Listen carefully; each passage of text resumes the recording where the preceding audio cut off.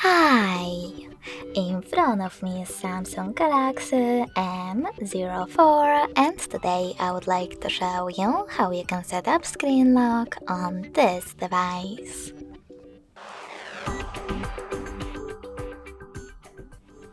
First of all, go into settings and scroll down to access the lock screen section. In it, tap on screen lock type and click on the best login method for you, pattern, PIN or password.